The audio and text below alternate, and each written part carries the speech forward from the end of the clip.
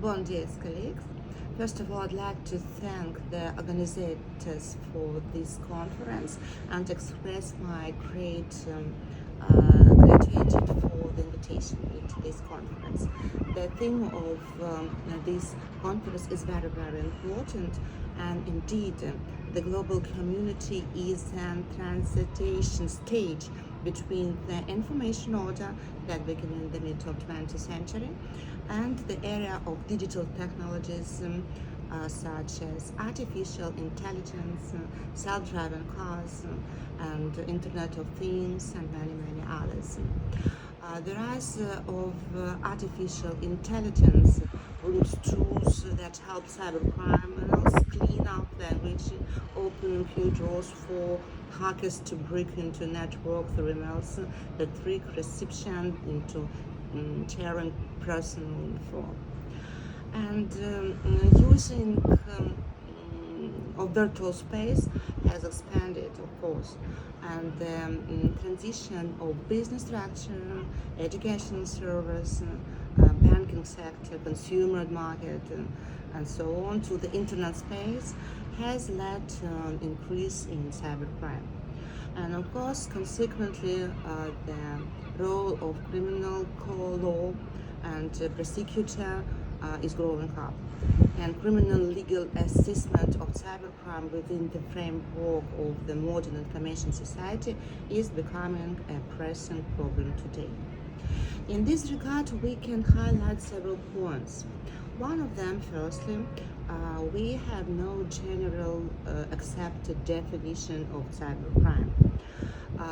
This is mainly due to the fact that cybercrime is a cross-disciplinary topic. And for this reason, interpretation of the concept of cybercrime tend to vary depending on the academic or professional interest, sometimes political interests, of course. Of course, it is a great problem in the combat of this kind of crime. Another problems that we have known the total definition, of course, is there's approaches to cybercrime vary greatly, which is reflected in the definition of cybercrime. But it's in broad sense. Cybercrime is a mix or collection of crimes that are made possibly by existence of informational and communication technology. In Russia, the coverage of computer crimes is carried out into two directions, which reflected in the coverage in the modern criminal court of Russian Federation. Crimes in the field of computer information, this chapter 28 of the Russian criminal code, and the crimes committing using electronic or informational and telecommunication networks, including the network internet.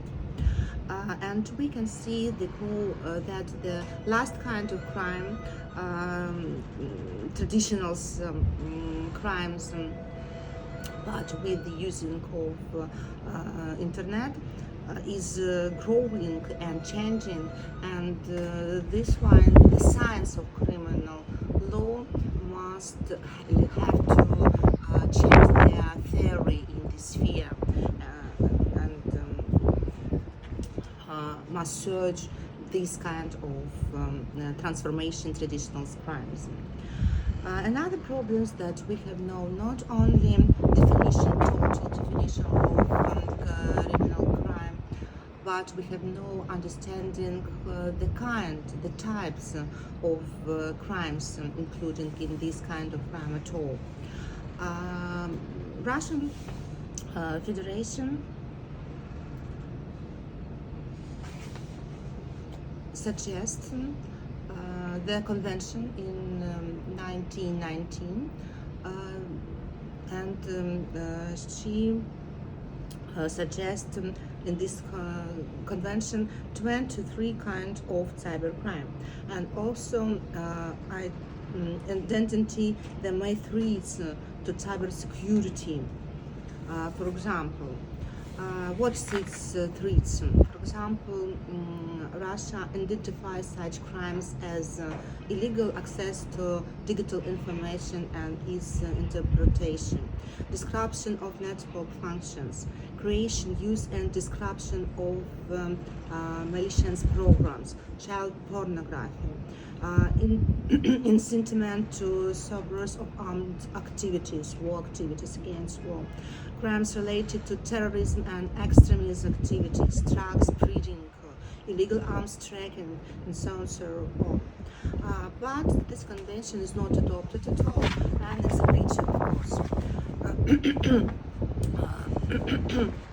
The Information Security Center of the Federal Security Service of Russia has recorded changes. Has recorded changes in the behavior of attackers in 1993. And what is the features of this person? First of all, we can see that they began to be more and more organized. The roles of the participants and the complicity changing. And that's why, again, the science of criminal law must teach and must understanding the new nature of this institute of criminal law as a complicity. Secondly, change the criminal intent. Of course, we first of all say about the malice. And after gaining access to an information system, attacks tried to make a crime as soon as possible, demonstrating evidence of their accesses. Now the actions are more thoughtful. Criminals carry out additional recognitions of information system, obtain information about their architecture. And also we must study these new tenets in the criminal, and we must change the institutes of criminal science at all. Secondly, criminals usually operate outside the country, and we can say about the great person of latent activities, criminal activities in this sphere. And also, according to these issues, Russia is developing new strategies to combat this type of crime. For example, in February, the Ministry of Internal Affairs of the Russian Federation intends to add to the operational search activities the study of information contained in technology systems for its transmissions, including of the Internet. This is expected to help extend operational capabilities both in documenting facts of criminal activity and in solving crimes committed. That is, instance we are talking about describing traffic, of course. Russia also recently adopted a law of the confiscation of property obtaining as a result of hacker attacks and other crimes in the field of computer information. According to this law, property and money will be confiscated from those who illegally gained access to legally protected computer information, and the acts entailed description, logging, modification, or copying of computer information and large damages. Summarizing the above, it is worth noting that Russia is actively developing current strategies to combat cybercrime in the context of revising and adjusting the understanding of the social nature of cybercrime.